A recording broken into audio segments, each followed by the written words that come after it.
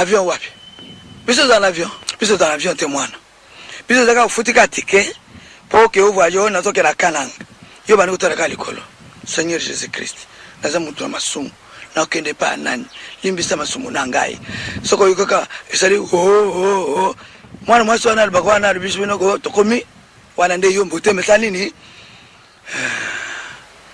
gouvernement sali public ko etala makambo ya bavion ekozala kaka buluku boli ko le fula te.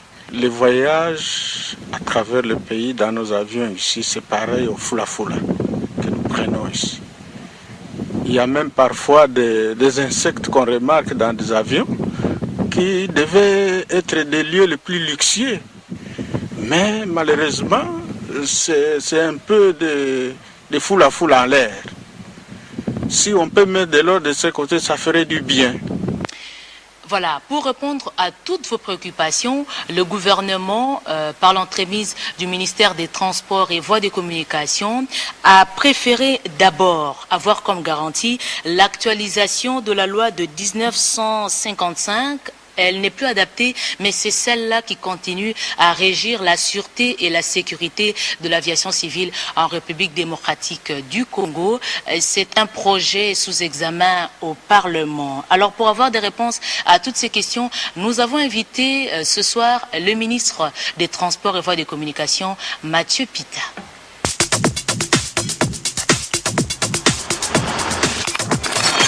Nous avons reçu mission du chef de l'État et du Premier ministre, mission d'assainir le secteur du transport en général et bien entendu les différents sous-secteurs du transport, notamment le sous-secteur du transport aérien, le transport ferroviaire, transport maritime, fluvial, lacustre et routier. Si le gouvernement songe un peu de réhabiliter la société nationale et de laisser tomber les sociétés qui viennent de gauche à droite, qui n'ont pas vraiment d'expérience, là, pour nous, ça sera très bien pour notre Congo. C'est vrai que le ciel congolais a posé beaucoup de problèmes. Il n'y a pas longtemps, vous le savez, vous avez encore frais en mémoire que il y avait une série noire des accidents d'aviation avec mort d'hommes. Cela nous a beaucoup affecté, beaucoup gêné aussi sur le plan international. Je constate avec vous qu'il y a une accalmie dans le ciel congolais aujourd'hui, mais il faut savoir que ce n'est pas un fait du hasard, cette accalmie. Pas du tout, ce n'est pas tombé comme ça du ciel. Donc il y a des gens qui ont travaillé pour, n'est-ce pas, arriver là où nous sommes. Je ne dis pas qu'il n'y aura pas d'accident. Attention, les accidents, il y en aura toujours. Mais, parce que même en Europe, il y a même Air France, partout, il y a des accidents spontanés qui arrivent. Mais ce que nous avons connu, je crois savoir qu'il y avait beaucoup de carences qui ont été relevées par des organismes et des organisations internationales, pas le moindre, l'Organisation de l'aviation civile internationale, l'IATA qui est l'association des transporteurs aériens. Eh bien, toutes ces carences planaient encore. Mais personne ne s'est soucié, n'est-ce pas, à mettre un accent là-dessus pour, n'est-ce pas, éradiquer. Raison pour laquelle nous, quand nous sommes arrivés, nous nous sommes rendus compte que notre pays n'avait pas de loi. Ou que dis-je, avait une loi. Mais quelle loi? Une loi, une vieille loi de l'époque coloniale. Une vieille loi coloniale qui date de 1955. Vous êtes d'accord avec moi qu'une loi de 1955, c'est une loi qui n'est plus adaptée. Aujourd'hui, avec l'évolution de la technologie, avec tout ce que nous connaissons comme mutation dans le domaine de sûreté aéronautique, avec les attentats des États-Unis, nous avons donné un coup de pouce. La loi, le projet de loi était déjà dans le laboratoire, mais nous avons accéléré le processus. Dieu merci, le Conseil des ministres a adopté la loi. Nous sommes passés au niveau du Sénat, parce qu'à l'époque, l'Assemblée nationale, il y avait des petits problèmes au niveau de l'Assemblée nationale. Nous sommes passés par le Sénat a réexaminé la loi Au jour d'aujourd'hui, la loi se trouve au niveau de la Chambre basse pour le dernier examen. Et donc, nous pouvons savoir qu'au mois de septembre, l'Assemblée nationale pourra, n'est-ce pas, mettre à la disposition de notre pays une nouvelle loi adaptée, n'est-ce pas, aux réalités du monde aéronautique international. Nous avons renforcé la réglementation en ce qui concerne l'importation des aéronefs chez nous. Nous venons de renforcer la réglementation en ce qui concerne l'octroi et les renouvellements des licences d'exploitation des compagnies aériennes. On est passé d'une cinquantaine de compagnies à une vingtaine. Donc on a disqualifié plus de 30 compagnies. Une compagnie aérienne doit avoir un atelier, doit avoir un personnel qualifié, ne devient pas directeur des opérations dans une compagnie aérienne n'importe qui, ou directeur technique n'importe qui.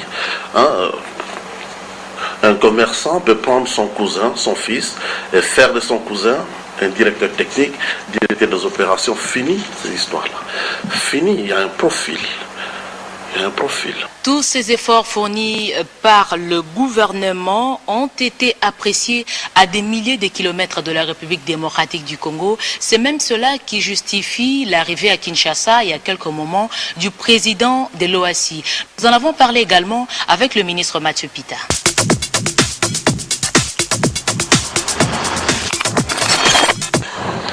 Bon, si le président Roberto, le président du Conseil de l'OACI, est venu nous visiter, nous croyons savoir que c'est parce qu'il avait capté un signal en provenance de la RDC. On le dit avec toute modestie, c'est-à-dire qu'il a suivi à distance ce qui se passait, mais cette fois-là, il voulait venir palper du doigt. Et le but, c'est nous encourager, nous accompagner dans ces efforts pour, n'est-ce pas, sortir de la fameuse liste noire de l'Union européenne. Monsieur le ministre, mais le fait de demeurer longtemps sur la liste noire doit avoir handicapé les compagnies d'aviation en RDC quand même. Oui, bien sûr, parce que nos compagnies nationales n'ont plus accès aux banques étrangères, ils n'ont plus accès aux pièces de rechange. Est-ce que c'est la meilleure façon d'aider la République démocratique du Congo? Nous disons non. Ça aussi, le président OACI a été sensibilisé. Et lui-même, il a été vraiment peiné de comprendre que nos compagnies, qui fournissent quand même beaucoup d'efforts, n'avaient plus accès aux pièces de rechange. Alors là, on cherche la mort de l'aviation congolaise ou la continuité de cette aviation? Eh bien, ce n'est pas une affaire uniquement congolaise. Cette redevance existe partout, partout. Si les grands aéroports de grands pays se sont développés, c'est entre autres à cause de cette redevance. Nous sommes en retard. Et je dois dire aussi c'est une réactivation parce que il y a quelques années, cette redevance existait, mais il y avait un problème de gestion. Raison pour laquelle on a stoppé. Maintenant, on fait confiance au comité de gestion qui est en place. On a relancé, on a réactivé la redevance, mais c'est justement pour moderniser nos infrastructures. Ce n'est pas pour acheter, que dirais-je, des jeeps ou des voitures pour les membres du comité de gestion. Non, loin de là. Instruction a été donnée au comité de gestion de bien gérer ces fonds et de les placer dans un compte spécial et de n'utiliser ces fonds que pour les travaux de réhabilitation et de modernisation, pas pour autre chose. Ok? Là, c'est pour la modernisation de tous les aéroports de la RDC parce qu'on voit que, parce qu'on est à Kinshasa, on voit les tracteurs à l'aéroport international de Njili. Ça se fait aussi à l'intérieur du pays? Écoutez, il faut reconnaître qu'on ne peut pas attaquer tous les aéroports au même moment et le même jour. Non. Il faut commencer quelque part. Mais je sais aussi que à Njili, les travaux ont démarré sur la piste.